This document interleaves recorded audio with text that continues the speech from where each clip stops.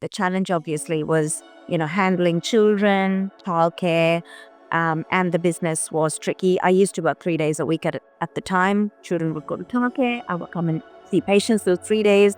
And then the other 2 days in the daytime, take children to all their activities and swimming and toddler swimming and what place, pool, or whatever it was at the time. And then do all the business stuff at night. Welcome to the Entrepreneur Organization Business Podcast. I'm your host, Linh Podetti.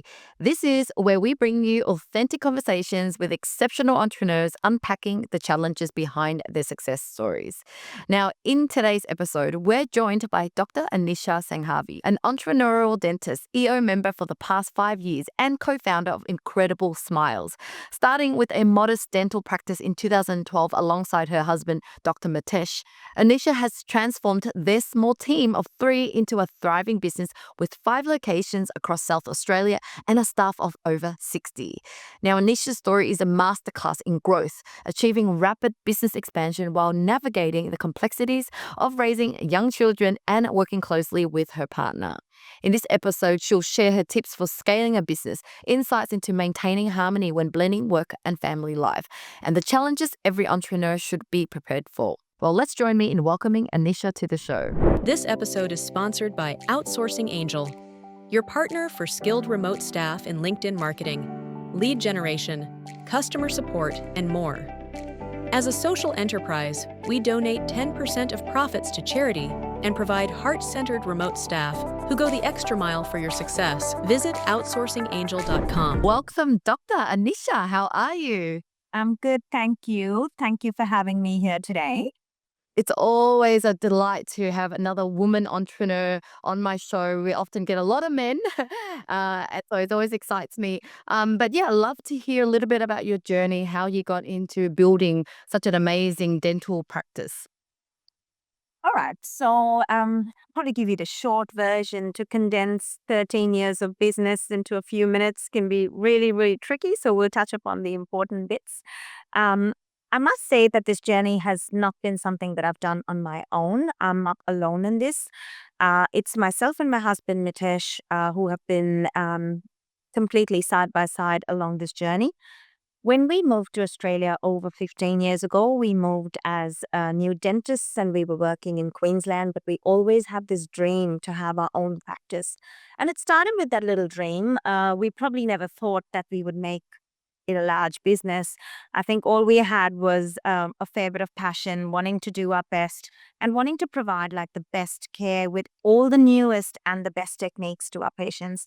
And you only get that ability to be able to do what you want to do, the autonomy when you have your own practice. So my husband was really keen and we set out to look for our own practice and we bought our own practice 13 years ago. That's how we started Incredible Smiles. It wasn't even named Incredible Smiles then. It was called St. Clair Dental. It was a small clinic, just 3 chairs with 1 dentist. I was busy having babies at that time. So my younger one was 3 months old when we made the move and made the decision to actually purchase the practice. And we had about 2 to 3 staff. So as soon as we bought it, I was hands on deck as well. I never really took any maternity time off, just about 8 weeks. So there I was, doing all the mothering and looking after, the business side of things while he worked with the patients. And I soon found that those were the areas that really interested me. I loved the business side of things as well. And so the first 2 to 3 years, I would say, of maybe 2 years of that practice was more about just understanding the business side of things. As dentists, you only get taught how to do a filling or a tooth extraction or maybe a tooth replacement, but you really don't get taught anything to do with business, whether you call it bookkeeping, payroll, handling staff, hiring staff, or dealing with difficult staff members as well. So I think those first 2 years was a very steep learning curve. I even enrolled in an MBA program and did 3 modules, which included accounting, economics, operations as well. And I felt that in 2 to 3 years, after doing a fair bit of marketing, involving myself, with the community as well, I had a handle on most things. And then I said to my husband, I think I'm ready for another one now. I'm getting a bit bored. So let's go explore what's out there for us. And went on a little tip from a little birdie. Actually, it was just a team member from our practice who said, this particular area really could do with a good dentist. I'm like, okay, let me go for a drive around. So off I go for a drive into some suburbs. I did a bit of market research. By then, our first clinic was already quite stable and doing pretty well. We had 3 chairs and we had 3 practitioners. We had grown our team to about 6 odd people. And then I found the second location, which really seemed promising. The dentist population ratio was low. I did some research. I got the demographic numbers and I found that there really was a need for a dentist. And I put up my second practice, wrote up a business plan. And soon enough, I think the practice outdid its own business plan. Like I was always running behind because I couldn't keep up. There was that much work, and that was really fortunate for us. So that really taught me a lot. I learned how to build a practice from scratch, understand all the needs, started hiring staff, and we slowly grew our team further, to about 20 odd people. And then came 2019, and my lease was up for finishing in the first clinic. So we moved to another location within a very short span of time, within 6 months, because the landlords were going to knock down the old building. So we quickly relocated the first practice, rebranded, did lots of marketing, and we moved in just before 2019 finished. And before that, we had 2020 on our heels, and then COVID started. So I've done this huge capital investment of $1 million, and now I have no patience at all, thanks to COVID and the pandemic. But that kind of didn't deter me. I think within 6 weeks we were up and running again. And thereafter, I was still on the lookout for further expanding the business. And I thought, there's always opportunity in times of distress, and let's see what's out there. So I found 2 really good locations, and then I was beginning to choose, okay, which one should I go with? And then I thought to myself, and talked to my husband and talked to my EO forum members, and people said to me, Anisha, I think you can do both. Really? Okay, let's do both. And so in 2022, built both new clinics side by side. And I said, okay, maybe I'll use this to my advantage, and, I'll strike good deals with all the project managers and the builders. And that's what I pretty much did. I built 2 new practices in 2022. And then in 2023, we won, the Telstra Best of Business Award, which I never expected, for outstanding growth. I think thanks to that sudden sporadic growth that we had. And then early this year, we opened our 5th practice. So in about 13 years, we now have 5 practices. We've got about 68 staff, about 18 dentists, hygienists in our team as well. So that's a short version of my journey. I love that. And while you were growing your business, how many kids did you end up having? Was it just the one, or? I think I adopted 2. I had 2 children. I mean, that's an amazing achievement too, right? Through that 13 years, you had 2 kids and you grew such a business. I want to take you back to, I guess, where did you come from? You said you migrated to Australia, and what countries were you? Well, I migrated to Australia 15 years ago from Mumbai. So both Mitesh and I had trained as dentists over there and done our licensing exams. We came to Australia, I would say, looking for a better work-life balance. People often ask me the question, why did you move to Australia? I'm like, I came here for a better work-life balance. Whether I've actually achieved that, I don't think so. It confused me a lot, but maybe along that way has been the discovery of how much my work means to me and how passionate I am about it. So work never seems like work to Wow. me, and I enjoy every moment of it. Yeah, I tell balance, but I don't mind. I can't help to think how proud your parents were, because most Asian parents love for you to be a dentist or a doctor or a lawyer, and you were one of that. Have your parents have always been, wishing that on you? Is that something that you wanted to do, or is it something that it was just expected for you to be in? No, I don't think there was much pressure on me. I was given the choice, but I always enjoyed biology. I also used to do a lot of artwork as a teenager at school, like, fine art and painting and oils and canvases. So I just found like dentistry was such a good mixture of science and art, because we work so much with our hands. And it was the perfect combination. And that's why I found that dentistry was the right fit for me. Yeah. And where did the entrepreneurial gene come from? Because for a dentist to not just be stuck on the tools, but really thinking about expansion and growth and, yeah, I'd love to know if there's anyone that's influenced you in your life. Think so. I mean, I wondered that too at a time because I'm the only medical practitioner or dental practitioner, let's call it that, in my family.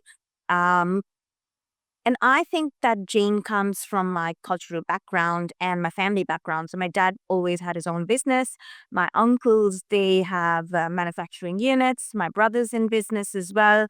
So I guess maybe somewhere silently that gene was sitting there and it just kind of came to the surface when we bought our business and practice. And Mitesh loves his surgery and, technical work. And I thought to myself, okay, now we've put ourselves in this. How can we make this bigger and better? And I put myself to work. So I think it just happened. Yeah. Well, take me back to that year when you had a baby and you're starting a business. Like, what kind of challenges did you face? What was the stress level be like at that time? Oh goodness, I actually almost sometimes shudder to think what those 2 years were. That was the year 2012 and 2013. Because when we moved to Adelaide from Queensland, um, we'd already had both our children. The younger one was 3 months old, and the older one was about 19 months old. So they were very close apart. So I had like two children under two when we moved. And that was a huge challenge. And we don't have any family support. My mum did come and help for a couple of months as well. But a couple of months is not going to do it. So, pretty much on our own. Uh, but, my husband is a very positive person. And so he said to me, Anisha, don't worry. It's not going to get any worse. It can only get better. So it's okay. Let's just carry on with it. And in the end, he said to me, look, I know we've made this decision to add this practice. And if in the end it doesn't work out, never mind. We'll close it, we'll sell it, and we'll go find a job. It can't get worse than that. So those 2 years were really, really tough. The challenge obviously was, handling children, childcare, and the business was tricky. I used to work 3 days a week at the time. Children would go to childcare. I would come and see patients those 3 days. And then the other 2 days in the daytime, take children to all their activities and swimming and toddler swimming and what place, school, or whatever it was at the time. And then do all the business stuff at night. So I always say I go back home to my night shift. So now the children need me for dinner. So that's my night shift, and my day shift is my work. And back then it was the other way around. My day shift was my children, and my night shift was my work. So always work two shifts. Yeah. And what drives you to work so hard and be so motivated? Sometimes people all they want is start a first business, and yet you're like the third, the fourth, the fifth. What is your motivation?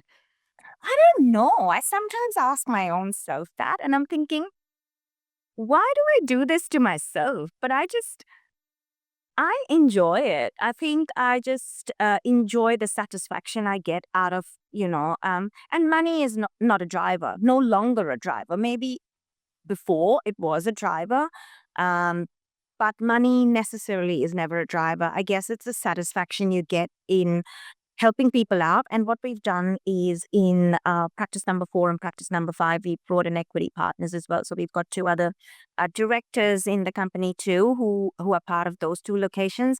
And I just feel, grooming the young ones to become entrepreneurs, grooming the young graduate dentists to become better dentists, better versions of themselves. There's just a different a feel of satisfaction, I guess, I get out of that. Um, and I'm always trying to compete with my own self. Like, okay, I did this last year. What can I do different this year? And I don't like feeling bored. Then I'll be like, what do I do now? Like I'll be scratching my head, fiddling my thumbs, thinking, what do I do now? So I'm just not one to lay back and sit back and just watch Netflix. I just don't do that. It doesn't exist in my life, I guess. Not sure. Yeah. And what is it like working with your partner? How similar or different are you in areas? And how do you separate business and marriage? Oh, Lynn, that's a very good question. Hmm.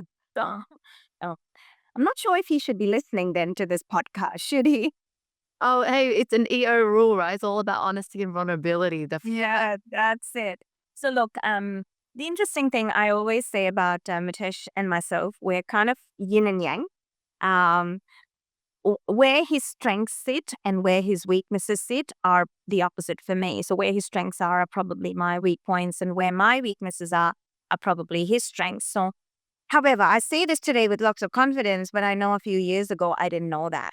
And that led to a lot of challenge, that led to a lot of arguments, and, work would be taken home and we would have issues at home in relation to that, or vice versa. And then, as I did a lot of leadership training, as I attended a lot of EO workshops, I read a lot of good books. And one particular book really sticks with me called Rocket Fuel by Gino Wickman. His whole book on how a visionary and an integrator can work together and make things so successful, it literally, the penny dropped for me. And I'm like, that's why it's like that. So now we've realized, and we want to work synergistically together to actually make things better. So we've agreed upon swimming in our own lanes. Like, I look after certain aspects of the business, he looks after certain aspects of the business, and it's been happy days for many years now. And I think we couldn't do without each other either. Only from the fact that as we lean on each other and leverage our strengths to make things better for the business. Yeah. So when you said you read the book, it's all about visionary integrator. Is one of you a visionary and the other one's an integrator, or are you both visionaries and hired No, other? I think one of us, he is more the visionary. He always has this whole big picture look, and he is a risk taker. So he can take risk of many $1 million, and he wouldn't be phased. He's a very calm person. Whereas I'm the person who will make things happen, though. And I'll sometimes say to him, "Hang on, we need to think about that for 2 minutes more. And how can we bring this back to earth? I'm not saying we're not going to do it, but how can we make it work? And then what are we going to put into place? What system are we going to put into place so this actually becomes a success?" So I think that has really worked in our favor. So it's all well and fine to say we're going to build 5 practices, but you've got to actually build them and then make systems work such that they are successful. So it's I find that's where our successes have sat in, by utilizing our strengths. Yeah. So it sounds like you were aligned in the vision and the goals. And you're more just detail oriented, and you didn't go against his idea. You're just being more practical and and I think that makes it work, right? Because sometimes in a relationship, or you work with someone and they're the devil's advocate and always thinking negative. Whereas, Yes. yeah. So I do agree. That's right. So we completely aligned with the vision together. We've got a vision together. We also are strongly aligned with all our values that we've established for our own business as well. And so that's the commonality. And then we've got our different strengths. So we're just fortunate that we got married together. And I love that you're both in EO. It shows that you're both very open minded to growth. Is you think Absolutely. it would have worked if your partner wasn't into learning, or think that he can just learn it on, by doing things rather than learning it from others or learning from books, etc.? 100%. And I've seen so many family businesses where partners work in the family business, but it actually falls apart, or there are lots of arguments, or disagreements, and purely because the values don't align, or if someone wants something else from their life. I've also learned that there are certain things that he likes that I may not. And so I guess we just need to give each other that space to be able to pursue those interests as well. And as long as we're able to do that, then we can make things a bit more aligned for each other. Yeah. So and definitely, being if you both are not open minded, it can be really, really challenging, because then you're just steering the ship on your own. Whereas in our situation, we both are together into it together. Yeah. So since you're both in business and you're both into learning, do you both put effort in your marriage? Okay, you treat it like a business where you strategize about your business. I'm just guessing if it was something you would do. We do take a fair number of family holidays. We don't really strategize in a marriage. We've been together for 25 years now. I think we know each other. You can tell from each other's expressions what the other one means. We do have our hard days, and we quickly realize that once at the end of a tired night, if you try and talk about work at home, the conversation only went sideways. So we've now got an agreement that once we get home and say it's past 8 p.m. or dinner time is done, you do what you want to do to relax. I do whatever I want to do to relax, and we try and avoid talking about work, because we rather talk about it in the morning when we're nice and fresh. So that's one thing we've learned to keep my marriage sane.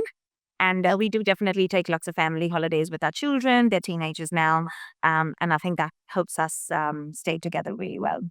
Yeah, and I hear that you're also quite active on the board. Tell me more about your journey in EO. How did you and your husband, hear about EO? What's your journey been like so far? So I joined EO five years ago, I think just over 5 years ago. And again, about 5 to 6 years ago when I started as my staff and my team grew, I realized I needed some training for leadership. So I was attending another leadership training program, and a very simple thing, which I realized when they said that you become the average of the 5 people you hang out with. So I'm like, I now need to go and find this group of people that I want to be like, where are these people? And that's when I discovered EO through another business connection of mine. And as soon as someone even told me about it, it didn't even take 2 minutes and I was quickly signed up.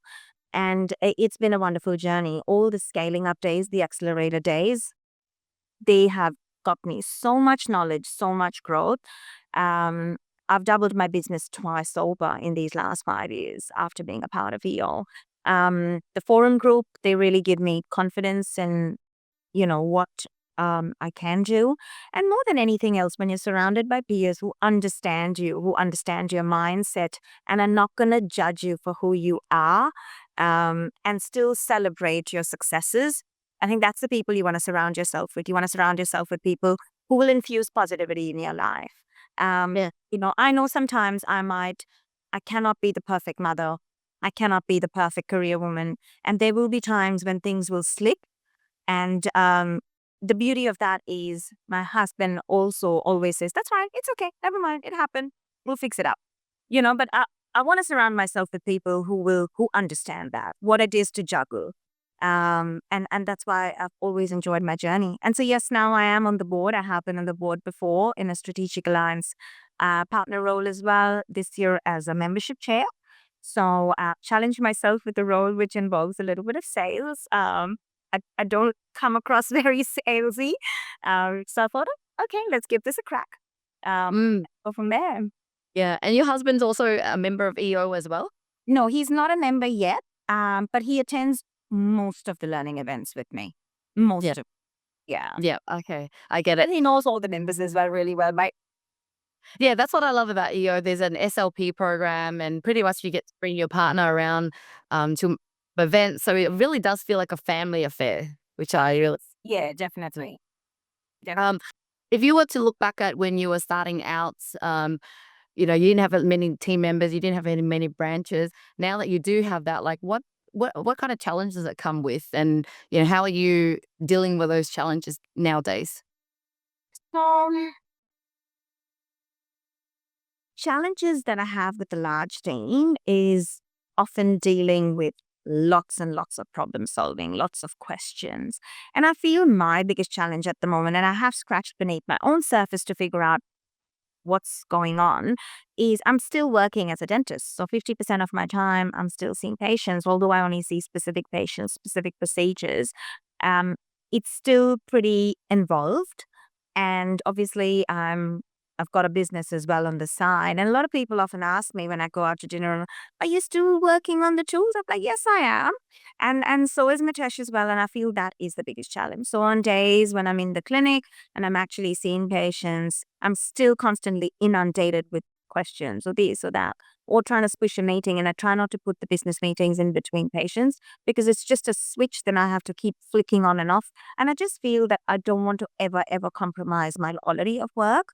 So I find that to me is a big challenge, but I'm still not ready to give up my technical tools only because I feel I do enjoy it. And the joy I get out of that um, is something that I'm not ready to give up yet. But I have put into my mind that maybe in a few years I will have to. So yes, it's definitely challenging, I find. Yeah. With the larger team, there's more problem solving. I'm constantly faced with questions. I have established a good organizational with the team as well. Like I've got an ops manager, I've got a HR manager who's rolled into one. I've got a marketing manager. I've got two office managers as well. So they do handle most things autonomously. However, I still need to meet with them every week. in the end, the buck stops with me. So, Uh, but I think most things are going pretty well. And I'm taking a 6-week holiday from next week, which I'm kind of nervous about. And I'm thinking, okay, hopefully the roof is not going to come down and we're going to be fine. Yeah, I hear that it's actually a great test. The best way is to actually go on holiday so that you will know, because you're around, you'll never know what areas to fix, or the area needs improvement. And so you mentioned that you're going to get off the tool in a couple of years. Is that a goal for your husband as well? I guess, what's the future that you're focusing on other than getting off the tools? Look, I don't think he wants to get off the tools at all. And probably even if I did, I might still do a day and a half. But we've got some bigger plans. We do want to expand the company further. We want to actively look for more locations, maybe just not yet because the newest one is still under 12 months old. We want to consolidate, improve some systems, improve our training platforms for, the team members. Um, and then we also want to build like a surgical center. So for that, we've already secured some land, and that's going to be quite a large project as well and a huge capital investment. So that's something the land should settle by the end of this year or early next year. And then my biggest project of 2025 will be to get that off the ground. So definitely looking forward to that. Mm. I just love to explore a little bit on this area, because I feel like often, 90% of success is the mindset. And I feel like you guys are such a bold thinkers and thinking about expansion. It's just thinking really big. I love to understand, what do you tell yourself? What's your mindset like about business or about growth? Oh, look, my mindset is very straightforward. I just believe that if one can be persistent, one can work hard, and one has grit, you can achieve whatever you want in life. So, and of course, in the end, you've always got to ask yourself, why am I doing this? If you don't know your own why, then you're kind of steering the ship in a direction that you don't know where you're going. So, I think that is really critical. And then you can just carry on with working. So, yeah. Well, this leads me to the last question. What is your why? What do you want to be remembered for? If your kids are watching this, video in the future, what do you want to say to them, or what do you want them to remember you for? Or my kids are probably going to remember me for something completely different. They're going to think, this was the mom who constantly worked all the time. And but look, I want to be remembered for someone who came to a new country when I was just under 30 years old, with 2 suitcases, with some money in my pocket, with my qualification, with a dream, and a dream that I could make successful by simply working so hard, by not losing my focus, having laser sharp focus, by being persistent, not giving up, and being very strong and resilient. I think if I want to be able to set that example to women, particularly um, because I know how hard it is being a female. I know how hard it is, when you're juggling children and you're juggling a business. So it's not about you've got a business, that's fine, the kids are getting looked after. You still got to bring them up, right? So I want to be remembered for someone who built a memorable company, and I don't want the name Incredible Smiles to go away with me retiring. My intention is that when I do exit the business, whether my children take it over or someone else takes it over, that the name of Incredible Smiles continues to live. And I'm remembered for expanding and growing that business pretty quickly in 10 years. And my next intention is also I want to work out how can I grow this business interstate. So probably in the next 5 to 7 years, some of these goals I have set to myself, and we'll go from there. Well, actually, I have another question as you're talking about that. What do you hope for your children? I know that you've got such a clear goal for yourself. Is there certain things that you would hope your children to become? Do you want them to become a dentist, or what is it that you're hoping for them?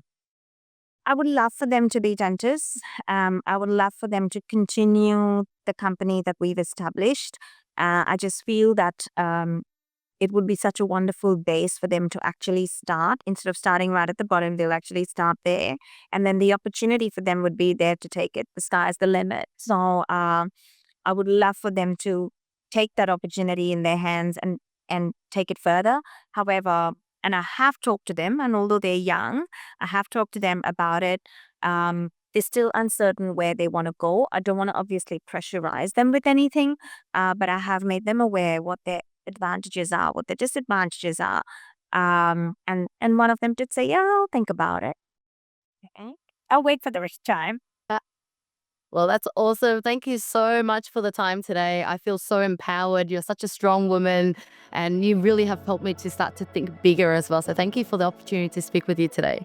No worries. Thank you, Lynn. Lovely to talk to you. And thank you so much once again for giving me this time and to talk about Incredible Smiles. Thank you.